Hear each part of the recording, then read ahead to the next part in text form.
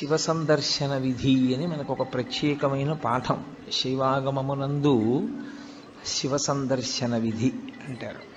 అది శివ లింగ అని రెండు స్వరూపములు. శివ అంటే మంగళం, భద్రం, శోభనం, కళ్యాణం, క్షేమం అంతా మీకు మంగళప్రదమైనటువంటివి కటాక్షించగలిగినటువంటి శక్తి స్వరూపమునకు శివ అని పేరు. అందుకే శివునకు అమంగళమునకు సంబంధం ఉండదు. అసలు ఆయన ఎన్నడూ అమంగళము చేయువాడు కాడు. ఎప్పుడూ మంగళం చేసేవాడెవరో, ఎప్పుడూ భద్రాన్ని చేకూర్చేవాడెవరో, ఎవరి అనుగ్రహం చేత శుభ పరంపర మనకి కలుగుతుందో అటువంటి మహానుభావుణ్ణి శివ అని సంకేతిస్తాం. శివునకు ఒక రూపము కాదు. యథార్థమునకు అసలు పరమేశ్వరుడికి ఒక రూపం ఉంటే కదూ, కోటేశ్వరరావు అంటే ఏదో ఒక రూపంతో ఉంటాడు. పరమేశ్వరుడికి అలా ఒక రూపం ఉండదు. ఆయన చేసినటువంటి చేష్టితముల వలన భక్తులను అనుగ్రహించాలనేటటువంటి ఆయన యొక్క కారుణ్య తీవ్రత వలన ఆయన అనేక రూపములను ధరిస్తాడు. అంతేకాని లీలారూపములు అని పిలుస్తారు. అవి 63 లీలారూపములు ఉన్నాయి పరమశివుడికి. 63 లీలారూపములలో అత్యంత శ్లాఘనీయమైనగా ప్రస్తుతి చేయబడేటటువంటి స్వరూపం, మనకి ఎప్పుడూ మనం దర్శనం చేసేటటువంటి స్వరూపం, ఒక చేతిలో త్రిశూలం పట్టుకుని ఒక చేతిలో ఢమరుకాన్ని పట్టుకుని ఉంటాడు. నటరాజస్వరూపంగా ఢమరుకాన్ని పట్టుకుంటాడు, ఒక్కొక్కచో శివస్వరూపంగా ఢమరుకాన్ని పట్టుకుంటాడు. ప్రధానంగా శివుడు అనేటప్పటికీ పట్టుకునేది త్రిశూలం. త్రిశూలం పట్టుకుని నిలబడ్డాడు అంటే అది శివ. త్రిశూలము అంటే లోకంలో ఉన్న నానుడు ఏమిటంటే అది పెట్టి పొడిచి చంపేస్తుంటాడు ఆయనని. అందుకొరకు కాదు ఆయనకు ఆయుధం. అది త్రైగుణ్యం శూలమీతస్య పరసు సత్యనిష్టత అని లింగపురాణం వ్యాఖ్య. త్రైగుణ్యం శూలమీతస్య, 3 గుణములు ఆయన చేతిల యందు ఉంటాయి. ఆ 3 గుణములే పైన ఉన్నటువంటి 3 పైకి పొడుచుకుని వచ్చినటువంటి శూలస్వరూపములు. ఈ 3 ఒక కర్ర లాంటి దానికి ఆధారభూతమై దాని నుండి పైకి ప్రసరిస్తాయి కొమ్ముల్లా. ఆ 3 దండంలా ఉండేటటువంటిది ఏది ఉందో అది నిర్గుణ స్థితి. అసలు ఏ గుణము లేనటువంటి స్థితి పరమేశ్వరుడిది. అందులో నుండి 3 గుణములను ప్రసరింపచేయగలిగినటువంటి శక్తి స్వరూపుడు కూడా ఆయనే. అది చెప్పడానికి ఆయన త్రిశూలం పట్టుకుంటాడు.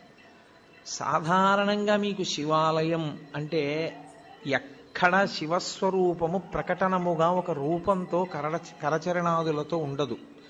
శివాలయం అంటే అది శివలింగాలయం అని గుర్తు. లింగస్వరూపమే ఉంటుంది శివాలయంలో. ఆ లింగస్వరూపమునకు ఒక రూపము లేదు. లింగము ఇలాగే ఉండాలి అని నిర్ణయమేం లేదు. చిన్న లింగం ఉంటుంది, పెద్ద లింగం ఉంటుంది, చాలా పెద్ద లింగం ఉంటుంది, వివిధ పదార్థములతో చేయబడినటువంటి శివలింగాలు ఉంటాయి. కొన్ని పడుకున్న లింగాలు ఉంటాయి, కొన్ని కూర్చున్న లింగాలు ఉంటాయి, కొన్ని నిలబడిన లింగాలు ఉంటాయి. శివలింగాన్ని నిర్మాణం చేసినటువంటి తీరును బట్టి ఆ శివలింగం పడుకుందా, నించుందా, కూర్చుందా కూడా చెప్తారు. అటువంటి శివస్వరూపంలో శివాలయంలో లింగము అని ఉంటుంది. అసలు ఆ లింగము అన్న మాటకు అర్థమేమి అన్నది సక్రమంగా అర్థమైతే శివాలయానికి అసలు మనం ఎందుకు వెళ్ళాలి, ఎందుకు దర్శనం చెయ్యాలి, దర్శనం చేసి మనం పొందేటటువంటి ప్రయోజనం ఏమిటి అన్న దాని మీద ఒక అవగాహన ఏర్పడుతుంది. మీకు నేను తేలికగా అర్థమయ్యేటట్టు చెప్పాలి అంటే, లింగం అన్న మాట ఏకకాలమునందు 2 అర్థములను గోచరింపచేస్తుంది. ఒకటి, నాకు ఒక అనుమానం వచ్చింది. ఏమిటి అనుమానం అంటే, సప్తధాతువులేగా ఎవరి ఎందున్నా. ఇప్పుడు ఈ సభలో ఉన్న ఎవరిలో ఉన్నవైనా, నాలో ఉన్నవైనా కేవలము సప్తధాతువులే. చర్మము, రక్తము, మాంసము, కొవ్వు, అస్థి, శుక్ల, మేధ. ఈ 7 పదార్థములతోటే ఇన్ని శరీరములు తయారయ్యాయి. కానీ ఒక శరీరాన్ని పోలినట్టు వేరొక శరీరం ఉండదు. అలాగని తండ్రి పోలిక కొడుక్కి రాకుండా ఉండదు. ఏదో కూతురికి ఏ మేనమామ పోలికో తల్లి పోలికో వస్తుంది. మరి పోలికొచ్చినా ఒకేలా మాత్రం ఏ 2 వ్యక్తులు ఉండడానికి అవకాశం లేదు. ఇంత భిన్నత్వంతో ఈ లోకాన్నంతటినీ ఆయన సృజించాడు. విశ్వము యొక్క మాట పక్కన పెట్టండి, అసలు ప్రపంచం యొక్క మాట పక్కన పెట్టండి. ఒకే వ్యక్తినే తయారు చేస్తున్నాడు ఆయన, మనుష్యుణ్ణి తయారు చేస్తున్నాడు. అందరికీ 2 కళ్ళు పెట్టాలి, అందరికీ ఒక ముక్కు పెట్టి 2 కన్నాలు పెట్టాలి, అందరికీ 2 చెవులు పెట్టాలి, అందరికీ నోరు పెట్టాలి, అందరికీ నుదురు పెట్టాలి, జుట్టు ఉంచాలి. కానీ 1,00,00,000 మంది వ్యక్తుల్ని ఏకకాలంలో చూసినా ఒక వ్యక్తిలా వేరొక వ్యక్తి ఉండకూడదు. ఇంత నిర్మాణ దక్షతతో, ఇంత గొప్పగా అదే పదార్థములతో ఇంత భిన్నత్వాన్ని తీసుకొచ్చేటట్టుగా చెక్కిన శిల్పి ఎవరు నాకు చూడాలనిపించింది అనుకోండి. నేను ఎక్కడో అక్కడ చూడాలి కదూ, వాడిని చూడాలని నాకు ఆతృత పుట్టింది. ఏదో మనం బదరీ వెళ్ళాలనుకున్నట్టు, కేదారం వెళ్ళాలనుకున్నట్టు, అరుణాచలం వెళ్ళాలనుకున్నట్టు ఆయన్ని ఒక్కసారి చూద్దామని అనిపించింది అనుకోండి. అప్పుడు ఆయన లింగస్వరూపంతో ఉంటాడు. ఎందుకు లింగస్వరూపంతో ఉంటాడంటే, ఆ చెక్కినటువంటి వ్యక్తి ఉన్నాడే, ఈ లోకమునంతటినీ కూడా సృజించిన వాడు ఉన్నాడే, వాడు నిర్మించి విడిచిపెట్టలేదు. వాడు దీని వృద్ధికి నాశనానికి కూడా కారణమవుతున్నాడు. కొన్నాళ్ళు పెరగాలి జీవులన్నీ, పెరిగిన జీవులు లయమైపోవాలి, లయమైపోయినప్పుడు ఈ భూమి మీదే పడిపోవాలి, భూమిలోనే కలిసిపోవాలి. మళ్ళీ సృష్టింపబడినప్పుడు బయట ఉన్న పంచభూతములతోటే సృష్టింపబడాలి. ఇది పెరుగుతూ ఉండాలి, ఇదే మళ్ళీ తరిగిపోతూ ఉండాలి, ఇదే పడిపోతూ ఉండాలి. జీవుల యొక్క పాపపుణ్యములను దృష్టిలో పెట్టుకుని శరీరాల్ని మారుస్తూ ఉండాలి. లోపల ఉన్నవాడు జీవుడు, వాడికి ఏవో పాపపుణ్యాలు ఉన్నాయి, ఇవాళ ఇందులో ఉన్నాడు. ఇది పడిపోయిన తర్వాత వాడు ఇందులోకి వెళ్ళాలి, నిర్ణయం చేసి ఆ శరీరాన్ని సిద్ధం చేసి అందులోకి పంపాలి. ఇన్ని లెక్కలు కట్టుకుంటూ ఉండాలి, ఇన్ని విషయాల్ని చూస్తూ ఉండాలి, ఇన్ని విషయాల్ని నిర్వహిస్తూ ఉండాలి. అందుకే మీరు ఎప్పుడైనా దేవతా స్వరూపాల్ని చూస్తే సనాతన ధర్మంలో తామర పువ్వు పట్టుకుంటారు. ప్రతి వాళ్ళు ఓ తామర పువ్వు పట్టుకుంటారు. ఎందుకు ఆ తామర పువ్వు అంటే, తామర పువ్వు వికసనమునకు గుర్తు. వికసనము అంటే ఒక నిర్దిష్టమైనటువంటి వ్యూహముతో ఈ విశ్వము నిర్వహింపబడేటట్టుగా చేయగలిగినటువంటి ఏర్పాటు. భూమి తన చుట్టూ తాను తిరగాలి, తిరుగుతూ సూర్యుడి చుట్టూ తిరగాలి. భూమి తన చుట్టూ తాను తిరుగుతున్నప్పుడు ఒకే వేగంతో తిరగాలి, 24 గంటల్లో పూర్తి చెయ్యాలి. సూర్యుడి చుట్టూ తిరిగితే ఋతువులు ఏర్పడాలి, తన చుట్టూ తాను తిరిగితే రాత్రింబవళ్ళు ఏర్పడాలి. నక్షత్రములు భూమి కన్నా 1,00,00,000 రెట్ల పెద్దవైన మిణుక్కు మిణుక్కుమంటూ అంత దూరంలో అలాగే ప్రకాశిస్తూ ఉండాలి, స్వయం ప్రకాశకములై. భూమి లోపల ఎన్ని భోగ్య వస్తువులను దాచుకున్నా ఎంత ఉందో, ఎంత తవ్వుతున్నామో, ఎంత ఇస్తోందో, ఇంకా ఎంత మిగిలిందో ప్రపంచంలో తెలుసుకోగలిగినటువంటి వాడు లేడు. భూమి లోపల ఇంత ఖనిజ సంపద ఉంది, ఇంత వాడాం, ఇంకా ఇంత మిగిలింది చెప్పగలిగిన వాడు ప్రపంచంలో ఎవ్వడూ లేడు. ఎంత ఉందో తెలియదు, ఎంత తీస్తున్నామో తెలియదు, ఎంత ఖర్చు పెడుతున్నామో తెలియదు. ఇంత దాచిన వాడెవరు? అదిగో ఇవన్నీ నిర్వహిస్తున్నవాడున్నాడే, వాడు పరమేశ్వరుడు అని పేరు. ఆ పరమేశ్వరుణ్ణి చూడాలనేటటువంటి కుతూహలం కలిగినటువంటి వాడు ఆలయ ప్రవేశం చేసినప్పుడు లింగముగా దర్శనమిస్తాడు. లింగము అంటే గుర్తు. దేనికి గుర్తు? నీకు కలిగిన ఆర్తికి జవాబు చెప్పటానికి గుర్తు. అందుకే శివాలయంలోకి ఎందుకు వెళ్ళాలి అంటే, నీకు ఆర్తి కలిగితే వెళ్ళాలి. ఏ ఆర్తి కలిగితే వెళ్ళాలి అంటే, నీకు అసలు ఈ విశ్వాన్నంతటినీ నిర్మించి నిర్వహించి లయం చేస్తున్న వాణ్ణి చూడాలి అని నీకు అనిపిస్తే అప్పుడు శివాలయంలోకి వెళ్ళాలి. ఆ వెళ్ళినప్పుడు నీకు కలిగేటటువంటి అనుభూతి వేరు, అది లేకుండా శివాలయంలో ప్రవేశిస్తే ఉండేటటువంటి స్థితి వేరు. అందుకే లింగం నీకు కలిగిన ఆర్తికి జవాబు కాదు. పరమేశ్వరుడి వైపు నుంచి చూసినప్పుడు పరమేశ్వరుడికి అసలు రూపం ఏమిటి? ఈ రూపంతో ఉంటాడు పరమేశ్వరుడు, ఇంతే, ఇలాగే ఉంటాడు, ఇంకింతకన్నా భిన్నంగా ఉండడు అని నేను అన్నాను అనుకోండి, తప్పది. అసలు ఈశ్వరుడికి ఆకృతి లేదు. కొంచెం నేను దగ్గరికి తీసుకొచ్చి చెప్పాలి అంటే యథార్థం అవుతుందని చెప్పలేను. దగ్గరికి తీసుకొచ్చి చెప్పాలంటే ఆయన మేలిమి బంగారము వంటివాడు. ఇప్పుడు ఆ బంగారంతో మీరు గొలుసు చేయించుకోవచ్చు, కేయూరం చేయించుకోవచ్చు, కంకణం చేయించుకోవచ్చు. అది నామరూపములుగా మీ ఇష్టాన్ని బట్టి మారుతుంది. కానీ అసలు పరమేశ్వరుడు ముద్ద బంగారం, దానికి ఏం రూపం లేదు, మీరు మార్చుకున్నారు.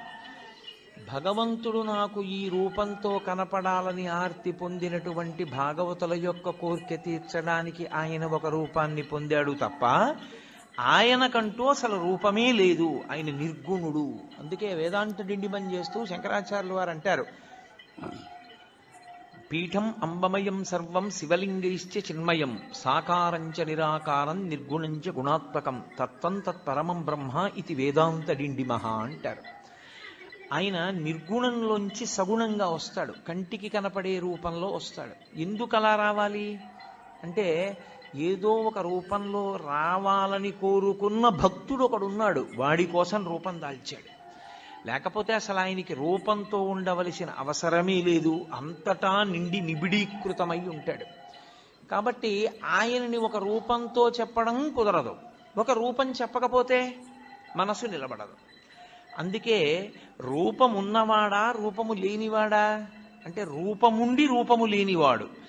ఉంది, శివలింగం ఉంది, కానీ దానికి రూపం ఉందా? రూపం లేదు. అందుకే శివలింగానికి వేదాంతంలో అరూపరూపి అని పేరు. రూపమున్నది, రూపము లేనిది. ఇలా ఓ ఆకారం కనపడుతోంది, కానీ దానికి కాళ్ళ, చేతుల, ముఖమా? ఏమి లేవు. కాబట్టి అది అరూపరూపి. ఇప్పుడు ఆ శివలింగము ఒక గుర్తు. ఏమంటే అది ఒక గుర్తు అయితే దానికి శక్తి ఏం లేదు, అది ఒక గుర్తుగా మనం పెట్టుకున్నామంతే తప్పించి అది నిజంగా శక్తివంతం కాదా అని మీరు అంటారేమో. శివలింగానికి ఉన్నటువంటి శక్తి అసలు లింగ స్వరూపంలో ఉంది. ఎందుచేత అంటే శివలింగం ఎలా ఉంటుంది? ఇలా ఉంటుంది కదా, గుండ్రంగా ఉంటుంది. ఇప్పుడు ఇలా గుండ్రంగా ఉంది అని నేను అన్నాను అనుకోండి, శివలింగం ఇంత ఉంది, ఇంతదైతే అప్పుడు అందులోకి పట్టేవి ఇంకొంచెం పెరిగాయా? ఈ గది అంతా అన్నాను అనుకోండి, అప్పుడు ఈ గదిలో అన్నీ అందులోకి పట్టేశాయా? గుంటూరంతా అని తిప్పాను అనుకోండి, గుంటూరంతా లింగంలో ఉందా? కాదు. ఆంధ్రదేశం అంతా అని తిప్పాను అనుకోండి, ఆంధ్రదేశం అంతా అందులో ఉందా? అలానే తిప్పుతూ ఈ బ్రహ్మాండం అంతా అన్నాను అనుకోండి, ఇప్పుడు ఈ బ్రహ్మాండం అంతా ఎందులో ఉంది? అందులోనే ఉంది. అంతా ఎందులో ఉందో అది లింగం, అంతా ఎందులో పెరుగుతోందో అది లింగం, అంతా ఎందులోకి కలిసిపోతోందో అది లింగం. ఇప్పుడు పరమేశ్వరుణ్ణి యథార్థముగా సూచించుటకు గుర్తు శివలింగము. కాబట్టి కంటితో కనపడినది కాదు, ఇది సర్వవ్యాపకమైతే, ఇది చుట్టుకుంటే నిజానికి దీనిలో ఈ బ్రహ్మాండమంతా ఉన్నది అని గుర్తుపట్టాలి. సరే ఏమంటే ఊహ చేత గుర్తుపట్టమంటున్నారు మీరు, నిజమే ఊహ చేత గుర్తుపడతాం. మన ఊహ చేత ఈశ్వరునికి శక్తి ఆపాదించడమా? అసలు నిజానికి శివలింగానికి ఏమైనా శక్తి ఉంటుందా? అక్కడ ఓ శివలింగం ఉందనుకోండి, ఇప్పుడు ఇక్కడ శివాలయంలో శివలింగం ఉంది, ఆ శివలింగానికి శివలింగంగా ఏమైనా శక్తి ఉంటుందా? నా ఊహ చేత నేను అలా ఆలోచించడమేనా? అంటే శివలింగమునకు 5 ముఖములు ఉంటాయి, 5 ముఖములతో ఉంటుంది. ఏది ముఖము అంటే మీరు ఎటు విభూతి రాసి బొట్టు పెడితే అది ముఖం. 5 ముఖములు అని ఎందుకంటారంటే తూర్పు, పడమర, ఉత్తరం, దక్షిణం 4 వైపులా 4 ముఖాలతో చూస్తాడు. పైకి ఒక ముఖంతో చూస్తాడు. 5 ముఖాలు, 5 ముఖాలతో ఉంటాడు కాబట్టే పంచాస్యుడు అని పేరు. ఇందులో గమ్మత్తు ఏమిటంటే 5 ముఖాలతో ఉండి ఏం చేస్తుంటాడు? 5 వైపులా చూస్తూ ఉండడమేనా ముఖంతో? కాదు. మీరు జాగ్రత్తగా గుర్తుపట్టగలిగితే శివాలయాలన్నింటిలోకి శివాగమంలో అత్యంత శ్రేష్టమైన శివాలయం, ఉత్తర క్షణంలో మీరు దర్శనం చేస్తే కోరికలను ఈడేర్చగలిగినటువంటి శివాలయం, దాన్ని మించి ఇంకొక శివాలయం ఉందని చెప్పడం సాధ్యం కాని శివాలయం పశ్చిమాభిముఖమైన శివాలయం. అంటే మీరు లోపలికి ప్రవేశించినప్పుడు ఆలయంలో శివలింగం పశ్చిమ ముఖాన్ని చూస్తే దాన్ని సద్యోజాత శివాలయము అంటారు. అది సద్యోజాత ముఖంతో చూస్తోంది.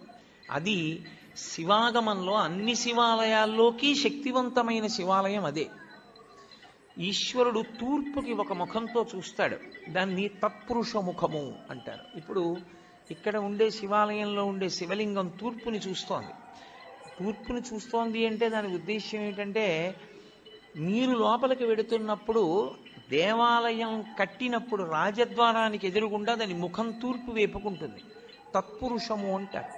ఈ తత్పురుషం వైపు చూసేటటువంటి ముఖం, తత్పురుషమని పేరున్న ముఖం తూర్పుకి చూస్తే అది తిరోధానాన్ని చేస్తుంటుంది. తిరోధానము అన్న మాటకు అర్థం ఏంటంటే చీకటిలో ఉంచుతూ ఉంటాడు. ఆ ముఖంతో తెలియనివ్వడు. మాయాస్వరూపుడై లోకమునకు జ్ఞానము లేకుండా చెయ్యగలిగినటువంటి ముఖమునకు తత్పురుష ముఖమని పేరు. అది మాయ కమ్మిస్తూ ఉంటుంది అందరి మీద. నేను దాని గురించి మీతో బాగా ప్రస్తావన చేసే ప్రయత్నం 5వ ముఖం చెప్పినప్పుడు చెప్తాను. అప్పుడు మీకు తేలికవుతుంది. ఒక శివాలయంలో ప్రదక్షిణానికి మీరు వెళ్ళినప్పుడు మీరు మిగిలిన శివాలయాల్లో మిగిలినటువంటి ఆలయాల్లో ఎలా ప్రదక్షిణం చేస్తారో అలా చెయ్యడాన్ని అంగీకరించదు శైవాగమం. అసలు దక్షిణం అన్న మాట ఎక్కడి నుంచి వచ్చింది అని అడిగారు. మనుష్యుడు తూర్పు దిక్కుకి తిరిగి కూర్చుంటే ఆయనకి కుడి చేతి వైపుకి ఉన్నది ఏదో అది దక్షిణం. అందుకే దక్షిణ దిశ అంటారు. ఆయన దక్షిణ హస్తంతో ఇచ్చాడండి అంటారు. దక్షిణ దిక్కన్న పేరు ఎందుకు వచ్చిందంటే మనందరం తూర్పుకి తిరిగే కూర్చుంటాం. ఏ కార్యం చేసినా తూర్పుకి తిరిగి కూర్చోండి అంటారు. తూర్పుకు తిరిగి కూర్చున్నటువంటి వ్యక్తికి కుడి చేతి వైపుకి వస్తుంది కాబట్టి ఆ దిక్కుకి దక్షిణ దిక్కని పేరు. ఇప్పుడు మీరు తూర్పు ముఖంగా ఉన్న శివాలయంలోకి ప్రవేశించి నమస్కారం చేస్తే గృహస్థు ఒకలా ప్రదక్షిణం చెయ్యాలి, బ్రహ్మచారి ఒకలా ప్రదక్షిణం చెయ్యాలి, సన్యాసి ఒకలా ప్రదక్షిణం చెయ్యాలి. ముగ్గురు శివాలయానికి ఒకలా ప్రదక్షిణం చేయడానికి వీల్లేదు. గృహస్థు సవ్యాపసవ్యం చెయ్యాలి, బ్రహ్మచారి పూర్ణ ప్రదక్షిణం చెయ్యాలి, సన్యాసి అపసవ్య సవ్యం చెయ్యాలి. సవ్యాపసవ్యము అంటే గృహస్థ అయితే ఎడంచేతి పక్క నుండి తిరగాలి. ఎంతవరకు తిరగాలి? సోమసూత్రము కనపడే పర్యంతమే తిరగాలి. సోమసూత్రం అంటే శివాలయంలో అభిషేకం చేసిన తీర్థం బయటికి వెళ్ళిపోయేటటువంటి మార్గం. ఆ మార్గం కనపడుతోందనుకోండి, అభిషేక తీర్థం వెళ్ళడం కనపడుతోందనుకోండి, ఇక దాన్ని దాటకూడదు. గృహస్థు అక్కడ వరకే వెళ్ళి వెనక్కి తిరిగిపోవాలి. ఎక్కడ వరకు మళ్ళీ వెనక్కి తిరగాలి అంటే చండీశ్వర స్థానం వరకు తిరగాలి. చండీశ్వర స్థానం వరకు వెనక్కి వచ్చి మళ్ళీ వెనక్కి తిరిగి శివాలయంలోకి వెళ్ళాలి. అది గృహస్థు ప్రదక్షిణ. బ్రహ్మచారి అయితే ఇప్పుడు నేను నా కొడుకు కలిసి శివాలయంలోకి వెళ్ళాము. సోమసూత్రం పైకుంది. నేను ఈ గుళ్ళోకే వచ్చాను అనుకోండి, కాసేపు తూర్పు ముఖంగా ఉన్న ఆలయానికి నమస్కారం చేసి ఎడం వైపు నుంచి వెళ్ళి ఎడమవైపు నుంచి నేను గుడికి ఇలా తిరిగాను. ఎడం వైపుకి గుడి ఎటుంటుంది? నా కుడి భుజం వైపుకుంటుంది. అంటే పూజనీయమైనవి కుడి భుజం వైపుకి ఉంచి ప్రయాణం ప్రారంభిస్తే ప్రదక్షిణం చేశాడంటారు. కుడి భుజం వైపుకు ఉంచి తిరుగుతున్నాను. చండీశ్వరుడి సోమసూత్రం వరకు వచ్చాను. బయటకుంది సోమసూత్రం, కప్పేసి లేదు. ఇక్కడ దేవాలయంలో కప్పబడి ఉంటుంది, పైకి తెలియదు సోమసూత్రం. పైకి ఉందనుకోండి, నేను ఇక దాటకూడదు గృహస్థుని, నాకు వివాహం అయిపోయింది. అప్పుడు నేను వెనక్కి వెళ్ళిపోవాలి. వెనక్కి వెళ్ళి మళ్ళీ తిరిగి చండీశ్వర స్థానం దగ్గరికి రావాలి. నా కొడుకు వాడు బ్రహ్మచారి, వాడికి పెళ్ళి అవ్వలేదు ఇంకా, వాడు సోమసూత్రం దాటచ్చు. వాడు సోమసూత్రం దాటి గుండ్రంగా తిరిగి శివుడికి ఎదురుగుండా వస్తాడు. నేను సోమసూత్రం దాకా వెళ్ళి వెనక్కి వెళ్ళి చండీశ్వరుణ్ణి చూసి చండీశ్వరుడి దగ్గర నుంచి మళ్ళీ తిరిగి శివలింగం దగ్గరికి వస్తాను. నాకు అది ప్రదక్షిణం. బ్రహ్మచారికి అది ప్రదక్షిణం. సన్యాసి వస్తే సన్యాసి సవ్యం చేయకూడదు, ఇలా ఎడం పక్క నుంచి వెళ్ళకూడదు, కుడి పక్క నుంచి తిరిగి పూర్ణ ప్రదక్షిణం చెయ్యాలి. శైవాగమం అలాగే చెప్పింది, అలాగే చెయ్యాలని చెప్పింది. కాబట్టి శివాలయంలో ప్రదక్షిణము అందరికీ ఒక్కలా ఉండదు. శివాలయంలో ప్రదక్షిణం చేసేటప్పుడు పదఘట్టన వినపడకూడదు. మీ అడుగుల చప్పుడు కాని వినపడిందా ప్రదక్షిణం చేసేటప్పుడు మహాపాపం వేస్తారు ఖాతాలో.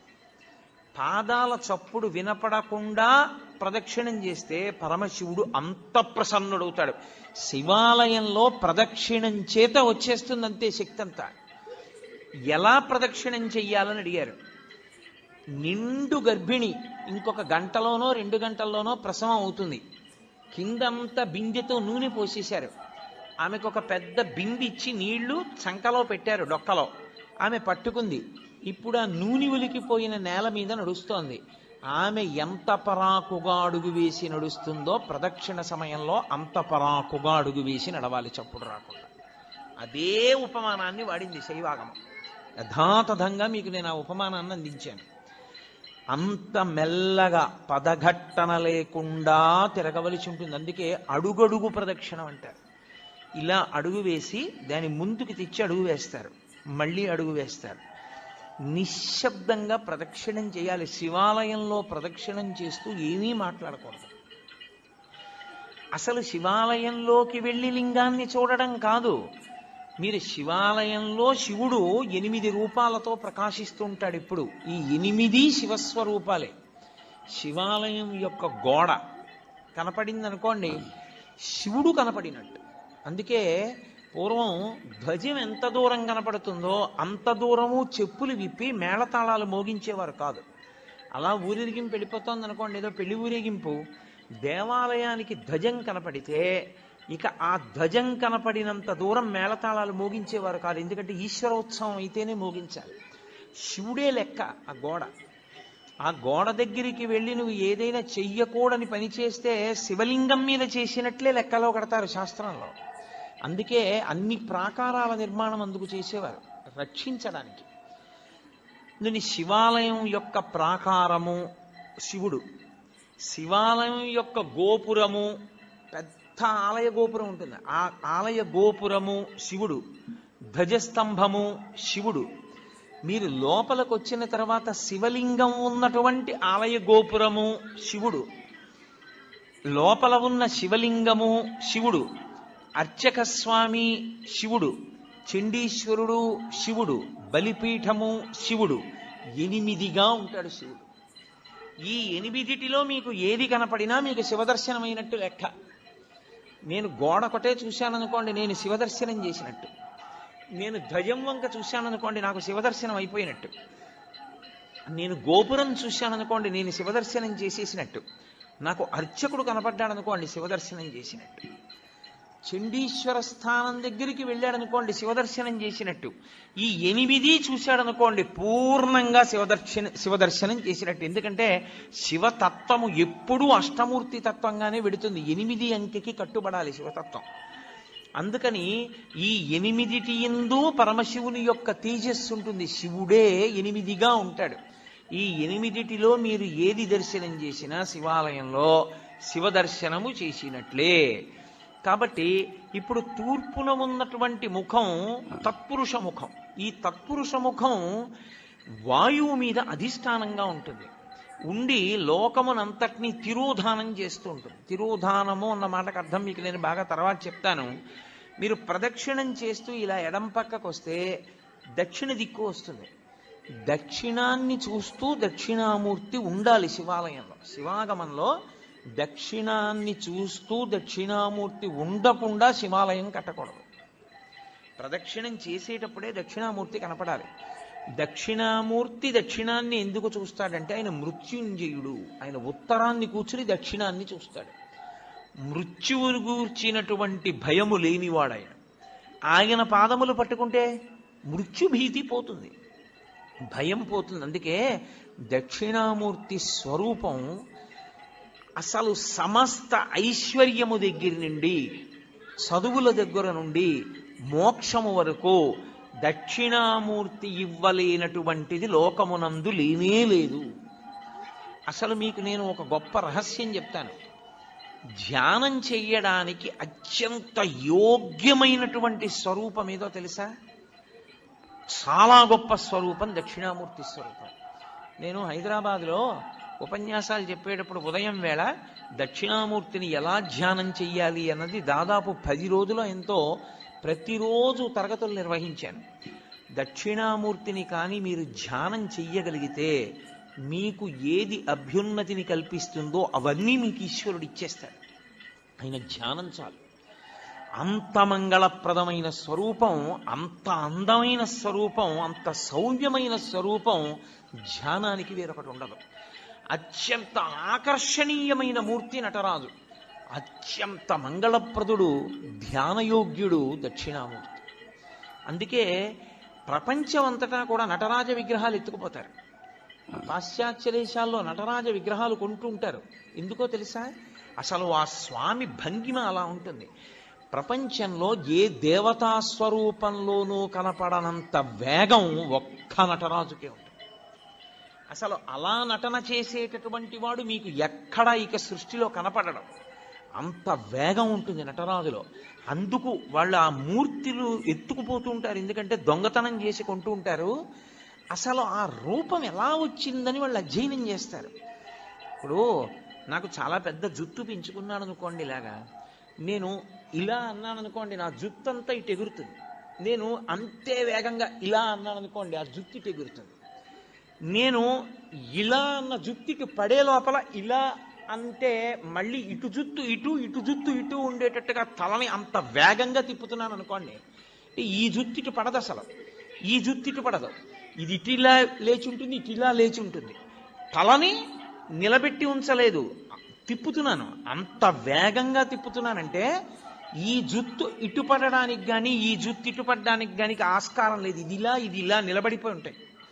అందుకే మీరు నటరాజస్వామి మూర్తిని చూస్తే ఇక్కడ కాదు, కాంచీపురంలో ఏకాంబరేశ్వర దేవాలయంలో ఉంటుంది. మహానుభావుడి యొక్క దేవాలయం, మీరు అక్కడ చూడాలి. ఈ జుత్తి ఇలా ఉంటుంది, ఈ జుత్తి ఇలా ఉంటుంది. మీరు ఎప్పుడైనా నటరాజస్వామి మూర్తిని చూసి ఉంటారు, ఇంటికెళ్ళి మీ దగ్గర ఉంటే బాగా చూడండి. జుత్తు ఇలా ఉండదు, ఉండి కిరీటం పెట్టుకోడు, ఇది ఇటు ఎగురుతూ ఉంటుంది. అంటే నటరాజులో ఉన్నటువంటి వేగం, ఆ వేగం ఎక్కడిది అన్నదాన్ని ప్రయత్నం చేశారు. అసలు ఈ సృష్టిలో కదలికలలో ఉన్నటువంటి వేగాన్ని నటరాజులో చూపించారు. అందుకే శివస్వరూపాల్లో అద్భుత స్వరూపం నటరాజు. అత్యంత ధ్యానయోగ్యము దక్షిణామూర్తి. చిన్న పిల్లలు ఇంట్లో ఉంటే చిన్న పిల్లల దగ్గర నుంచి రేపో మాపో వెళ్ళిపోతాడనుకున్నంత పెద్ద వయస్సున్నవాడి వరకు దక్షిణామూర్తి స్వరూపము ధ్యానయోగ్యమే. మిగిలిన ఏ రూపాలు, ఏ దేవతా స్వరూపాలు మీకు అలా ధ్యానయోగ్యములు కావు. అన్ని వేళలా మీరు ఒకే రూపాన్ని, బ్రహ్మచారి, గృహస్థు, వానప్రస్థు, సన్యాసి, నలుగురు ఒకే రూపాన్ని ఆరాధన చేయడం కుదరదు. నేను మీకు ఒక ఉదాహరణ చెప్పాలంటే, కృష్ణ పరమాత్మని నేను ధ్యానం చేశాననుకోండి, నేను గృహస్థుని కనుక ఆవు దూడ పక్కన ఉన్నటువంటి త్రిభంగి అయిన కృష్ణుండే నేను ధ్యానం చేయాలి. ఆవు దూడ లేని కృష్ణుణ్ణి సన్యాసి ఉపాసన చేయాలి. మారిపోతుంది. అందరూ ఒకలా చేయడానికి వీల్లేదు. అదే త్రిభంగి స్వరూపం అయిన దక్షిణామూర్తి స్వరూపం. చిన్నపిల్లలు దక్షిణామూర్తిని ఎంత ధ్యానం చేస్తారో అంత జ్ఞాపక శక్తి, అంత గొప్పగా స్ఫురణ శక్తి పెరుగుతాయి. ఐశ్వర్యం కావాలనుకున్నవాడు దక్షిణామూర్తిని రోజు ధ్యానం చేస్తే అంత ఐశ్వర్యం. ఆరోగ్యం కావాలనుకున్న వాడికి ఆరోగ్యం, జ్ఞానం కలగాలనుకున్న వాడికి జ్ఞానం. నేను మీకు యథార్థం చెప్పాలంటే, మీకు ప్రతిరోజు 1-2 నిమిషాలు దక్షిణామూర్తిని ధ్యానం చేయడం అలవాటైతే మోక్షము కరతలామలకము. అంత్యమునందు పరమేశ్వరుడే మీకు జ్ఞాపకం వచ్చి మోక్షానికి వెళ్తాడు. అంత గొప్ప స్వరూపం దక్షిణామూర్తి స్వరూపం. అది శైవాగమంలో మీరు దక్షిణ దిక్కుకి వెళ్ళగానే దక్షిణాన్ని చూస్తూ కనపడాలి. ఆయన కనపడగానే మీరు అభిముఖంగా ఉండకూడదు. మీరు ఇటు పక్కకెడితే తూర్పు ముఖం చేస్తారు. తూర్పు ముఖం చేసి మీరు ఆయన పాదాల వంక చూసి నమస్కారం చెయ్యాలి. ఇక్కడ మీరు చాలా అదృష్టవంతులు. ఇక్కడ ఉన్నటువంటి శివాలయంలో ఆగమానికి సరిపోయేటట్టుగా అద్భుతమైనటువంటి దక్షిణామూర్తి స్వరూపం ఆ శివాలయానికి ప్రదక్షిణం చేసేటప్పుడే దక్షిణంలో ఉంది. చాలా శివాలయాలు ఇవాళ రేపు కడుతున్నటువంటి శివాలయాలలో అసలు ఆ వైభవం లేదు. అంత గొప్ప స్వరూపం దక్షిణామూర్తి స్వరూపం. ఈ దక్షిణ దిక్కుకి చూసేటటువంటి మూర్తి దక్షిణామూర్తిగా మనని చూడమని చెప్తారు. అన్నీ మీకు ఇస్తాడు. కానీ శివలింగం యొక్క దక్షిణానికి చూసేటటువంటి ముఖానికి అఘోరమని పేరు. అది అగ్నిహోత్రానికి అంతటికి అధిష్టానమై ఉంటుంది. ఉండి ఈ సమస్త ప్రపంచాన్ని లయం చేసేది అదే. అందరు జీవుల్ని పడగొట్టి తనలో కలుపుకునేటటువంటి తత్వమున్నటువంటి పరమేశ్వర స్వరూపం దక్షిణాన్ని చూసేటటువంటి అఘోర స్వరూపం. అందుకే శివాలయానికి ప్రదక్షిణం చేస్తే నియమం వేరు. మీరు ఏదో ఇలా తిరగడానికి వీల్లేదు శివాలయంలో. ఇప్పుడు మీరు ఇక్కడున్న శివాలయంలోకే వెళ్ళారనుకోండి, మీకు బాగా అర్థమయ్యేట్టు నేను చెప్పాలంటే, మీరు లోపలికి వెళ్ళి చూడగానే చేతులు జోడించి ఓం తత్పురుష ముఖాయ నమః అనాలి. ఒకవేళ భక్తులకి ముఖాలు తెలియవేమోనని బోర్డు పెడతారు. అందుకే అసలు శివాలయంలో బోర్డు ఉండాలి. లేకపోతే మీకు ముఖాల పేర్లు ఎలా గుర్తుంటాయి? గుర్తుండవు. గుర్తుండాలి. ఉండని వాడికి సౌలభ్యం కోసం బోర్డు పెడతారు. బోర్డు పెడితే ఓం తత్పురుష ముఖాయ నమః అని నమస్కారం చేసి మెల్లగా దక్షిణానికి వెళ్ళాలి. మళ్ళీ అభిముఖంగా పై చూసి ఓం అఘోర ముఖాయ నమః అనాలి.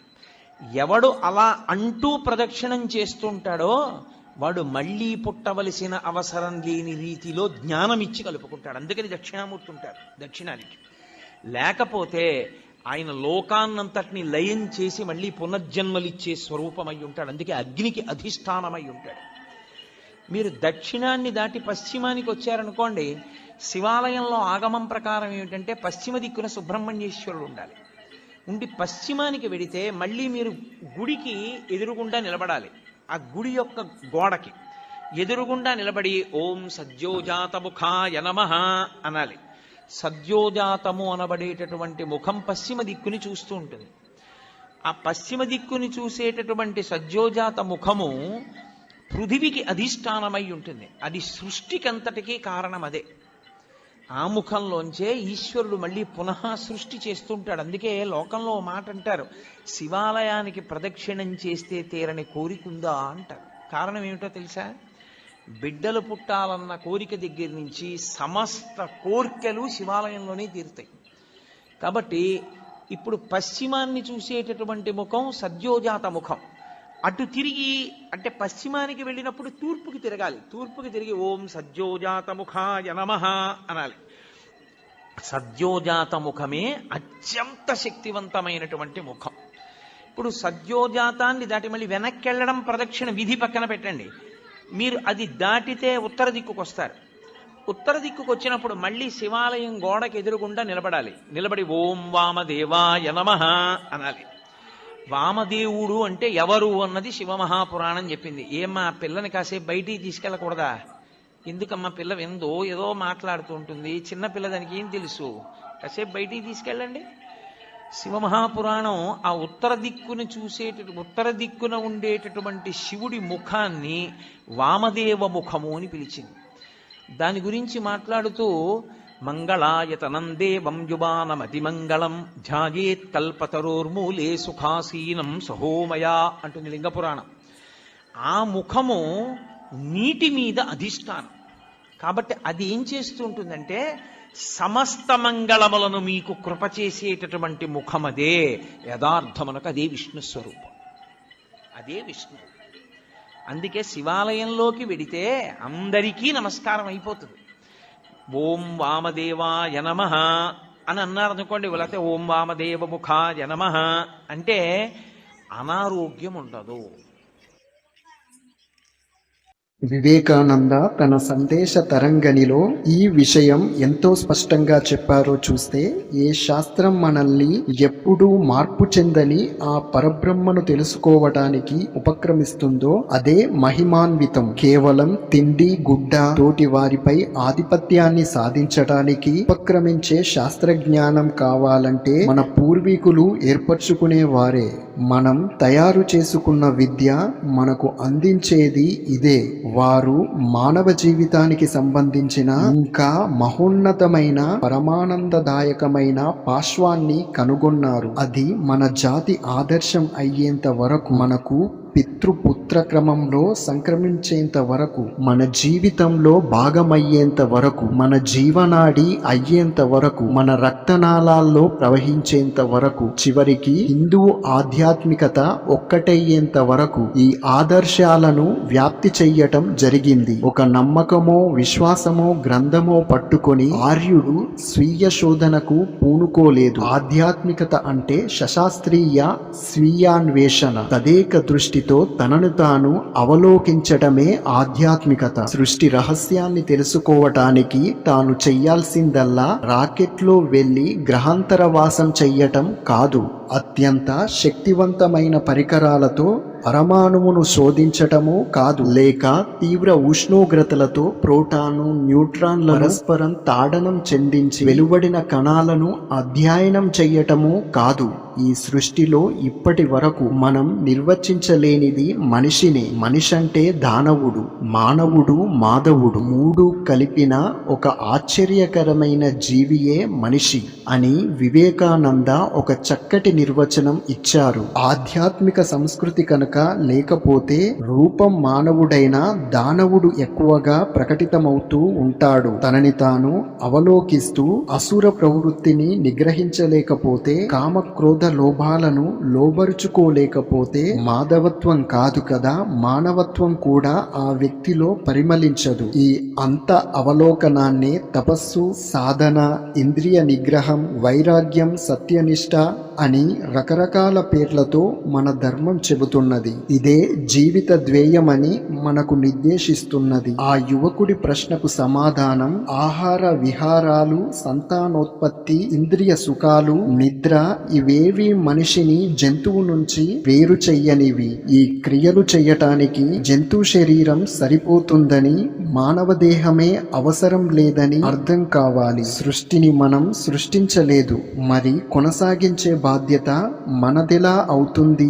మనం సృష్టించని సృష్టిని కొనసాగించే బాధ్యత మనపై వేసుకుంటున్నాం. ఎంత తెలివైన వాళ్ళం! అందుకని మిగతా జీవులలాగా మనిషికి ప్రతిరూప సృష్టి అత్యున్నత ఆదర్శం అవదు. అంటే అది తప్పని కాదు, అది గమ్యం అవదు. ఈ ప్రక్రియ జీవితంలో ఒక భాగం, పార్శ్వం మాత్రమే. సృష్టికి ఆవల ఏమున్నదో తెలియకపోవటం వల్ల ఇలాంటి ప్రశ్నలు ఉత్పన్నమవుతున్నాయి. ఎవ్వరూ ఇక్కడ శాశ్వతంగా ఉండరు. అశాశ్వతమైన శరీరం ద్వారా శాశ్వత ఉనికిని గ్రహించటమే మన కర్తవ్యం. ఎవ్వరు ఇక్కడ శాశ్వతంగా ఉండరు. అశాశ్వతమైన శరీరం ద్వారా శాశ్వత ఉనికిని గ్రహించటమే మన కర్తవ్యం. మనిషి సన్యాసం ద్వారా సత్యాన్వేషణలో నిమగ్నమవుతాడా, లేదా గృహస్థు జీవితం ద్వారా భగవద్ధానుభూతికై ప్రయత్నిస్తాడా అనేది వ్యక్తిగత నిర్ణయం. ఏ ఆశ్రయంలో ఉన్నా మనిషి సదా సత్యం వైపు పయనించడానికి పూనుకోవాలి. తనకు తాను సంపూర్ణంగా అధ్యయనం చేస్తూ మనోశరీరాలకు ఆవలగా అతీతంగా ఉన్న తన నిజమైన ఉనికిని అనుభవపూర్వకంగా తెలుసుకోవాలి. అప్పటి వరకు ఏ ఆశ్రయంలో ఉన్నా ప్రపంచిక జీవితంలో ఎంత ఎత్తుకు ఎదిగినా, ఎంత జ్ఞానాన్ని ఒడిసినా శాంతి మాత్రం మృగ్యం. ప్రతి జీవితం వెలితితో వెలిగిపోతున్న జీవితమే అవుతుంది. మరి ఈ అన్వేషణను కొనసాగిస్తూ జీవితాన్ని కాస్త అర్థవంతం చేసుకుందామా?